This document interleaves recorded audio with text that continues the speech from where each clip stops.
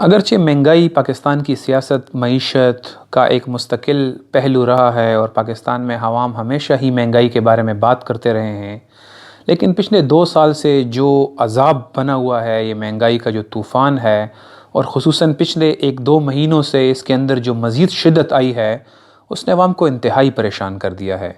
आटा हो, चीनी, दालें, सब्ज़ियाँ, गोश्त, बिजली गैस के बिल हों या इस तरह की कोई भी और चीज़ हो, आज दुकानदार से एक बंदा कीमत पूछता है और जैसे ही वो कीमत बताता है तो लोग सबसे पहले हुक्मरानों पर लानत मलामत करते हैं, उनको बद्दुआएं देते हैं और उसके बाद अगली बात करते हैं। गरीब आवाम की कैपेसिटी से दूध तो पहले ही निकल चुका था, वो अब टी वाइटनर इस्तेमाल करते थे और अब वो भी उनकी औकात से निकल चुका है, वो 2 वक्त की चाय नहीं पी सकते, ये सूरत हाल बन गई है। लेकिन अगर हमें इस मसले को हल करना है तो फिर हमें इसकी एग्जैक्ट वजूहात समझनी पड़ेंगी।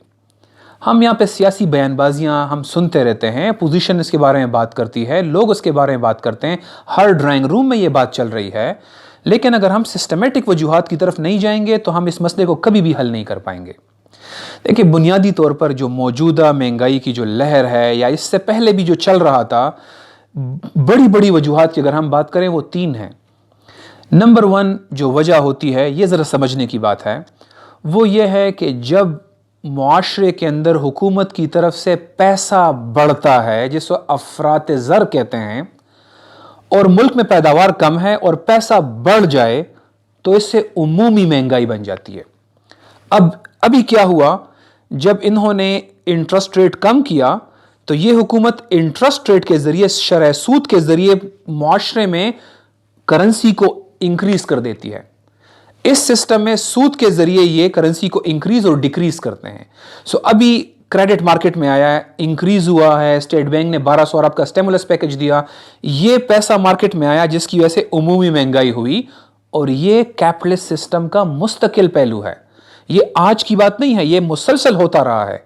जरदारी दौर में काफी ज्यादा अमाउंट में पैसा प्रिंट किया गया, यह है पहली वजह। अब अगर आप देखें सोल्यूशन क्या है, इस्लाम करेंसी को गोल्ड और सिल्वर से जोड़ देता है, सोना और चांदी सिर्फ ये करेंसी है, ये मैं प्रिंट नहीं कर सकता जब तक मेरे पास असल में सोना चांदी ना हो।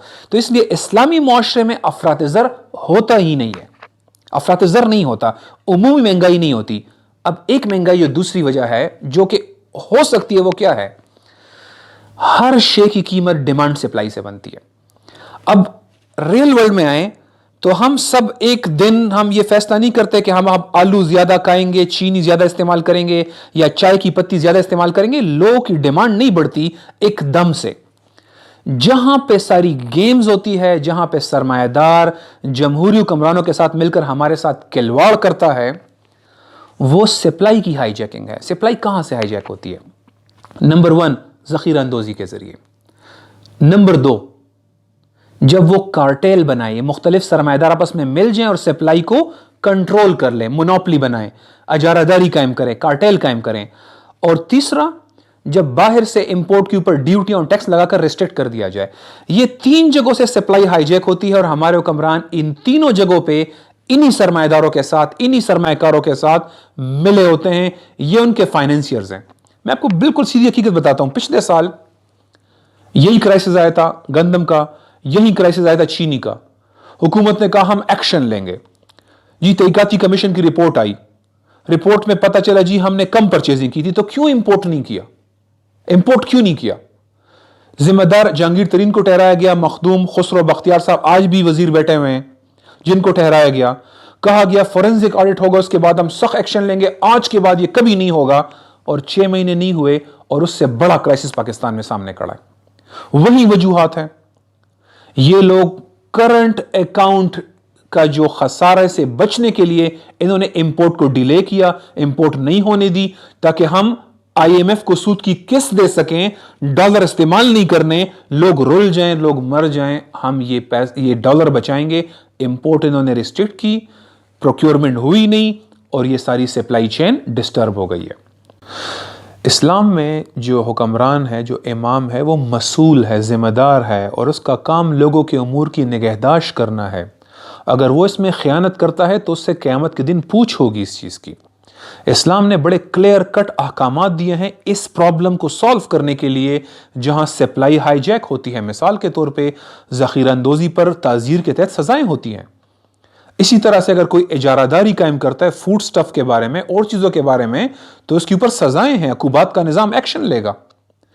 इस्लाम में मुस्लिम ताजिर को जो रियासत खिलाफत का शहरी है उसको इंपोर्ट करने पे कोई ड्यूटी नहीं लगाई जा सकती। अब ये अल्लाह के अहकामात हैं, ये हुक्मरान की चॉइस नहीं है, ये अहकामात है जिसको चेंज कोई भी नहीं कर सकता। तो इस तरह से सप्लाई की हाईजैकिंग का कला कुमा होता है। ये सिस्टमेटिक सोल्यूशन है इसका। जो तीसरी बड़ी वजह है महंगाई की, वो ये एनर्जी की प्राइसेस हैं। ये जो तेल और गैस की कीमतें हैं, ये जो बिजली की कीमतें हैं, जो उस जगह तक पहुंच गई है कि तमाम की तमाम इंडस्ट्री हर चीज महंगी करने पे मजबूर भी हो गई है। और इसकी वजह क्या है? इसकी वजह यह है कि यह सेक्टर इस्लाम रियासत के हवाले करता है कि रियासत उसको अवाम के बिहाफ पे मैनेज करे। लेकिन IMF की पॉलिसीज के तहत 1990s के बाद यह पूरा सेक्टर इंटरेस्ट बेस्ड यानी सूदी इन्वेस्टमेंट की बुनियाद पर या गारंटीड प्रॉफिट की बुनियाद पर सरमाएदारों के हवाले कर दिया गया। सारे IPPs बिजली बना रहे हैं और उनको गारंटीड प्रॉफिट है, कैपेसिटी पेमेंट्स हैं, या उनको एक खास शरह सूद के साथ गारंटीड रिटर्न मिल रहा है, जिसकी वजह से हमारे पास ऐसा क्राइसिस खड़ा हो गया है कि अभी भी हम 5 और 6 रुपए कीमतें बढ़ाएं तो भी मसला हल नहीं होगा, क्योंकि ये पूरा सेक्टर इस्लाम इसको अवामी मलकियत करार देकर रियासत के हवाले करता है कि वो इसको हैंडल करें। लेकिन अब ये सब एक सरमाएदारों का खेल बन चुका है। सो ये एनर्जी प्राइसेस तो कोई भी अफोर्ड नहीं कर सकता। तो इस्लाम इस मसले को ऐसे हल करता है कि यह सेक्टर इन प्राइवेट सेक्टर से उठाकर रियासत के हवाले कर दिया जाएगा कि वो मैनेज करे अवाम की खातिर। सो लोगों को एट वेरी रीजनेबल प्राइसेस ये एनर्जी मिलेगी, जिसकी वजह से ओवरऑल ये जो तीसरा रीजन है इन्फ्लेशन की, वो खत्म हो जाएगी। सो अगर आप जब भी इस मसाइल का सिस्टमेटिक जायजा लेंगे तो ये इस कैपिटलिस्ट सिस्टम की वजह से है, जो जमहूरियत में भी नाफिज होता है और आमिरियत में भी। और इसका सलूशन इस्लाम देता है जब वो उसका मुतबादिल ऑफर करता है। वाखिर दवाना अल्हम्दुलिल्लाहि रब्बिल आलमीन, सदक़ल्लाहुल अज़ीम।